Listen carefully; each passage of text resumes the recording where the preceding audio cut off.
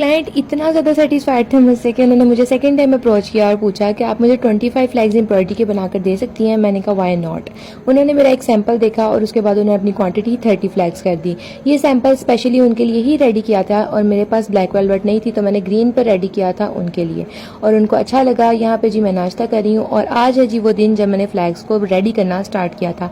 सबसे पहले मैंने पूरी लिस्ट बनाई थी और मैंने अबाया पहना और रेडी हो गई हूँ शूज़ पहनकर भाई के साथ सारी चीज़ें लेने जाने के लिए। ठीक है जी, तो पीछे से अली गुजर रहा था। यहाँ पे जी मैं गेट सबसे पहले बंद करूंगी और सबसे पहले जी हम जाएंगे एटीएम, क्योंकि मेरी हमेशा पॉकेट खाली होती है। कहीं भी जाना हो तो मैं सबसे पहले एटीएम ही जाती हूँ। ठीक है, तो पैसे विड्रॉ करवाने के बाद जी मैं शॉप पर गई हूँ और वहाँ से मुझे वेलवेट चाहिए थी और इनको मुझे पता था कि यहाँ से ओरिजिनल मिलेगी। इन्होंने मुझे वेलवेट दी और मैंने इन्हें मैयर करके बताया कि मुझे इतनी चाहिए। इन्होंने मुझे उतनी ही कटिंग करके दी और उसके बाद जी बारिश बहुत ज़्यादा थी मार्केट में और वहाँ पे गंद बहुत ज़्यादा था। उसके बाद जी मैं घर आई हूँ, घर आके आंटी को बुलाया।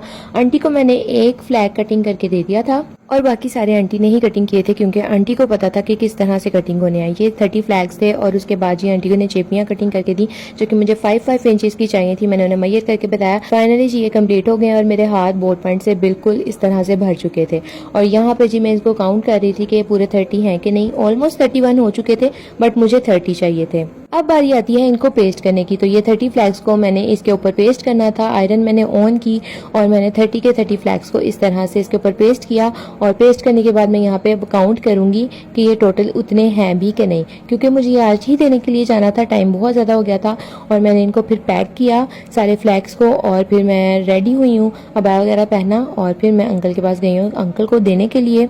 फिर उनको ईच एंड एवरीथिंग समझाने के बाद उनको मैंने ये भी कहा कि आपने मुझे स्टिच करवा के भी देने हैं। मार्केट बंद हो रही थी। फिर जी हम घर वापस आए हैं।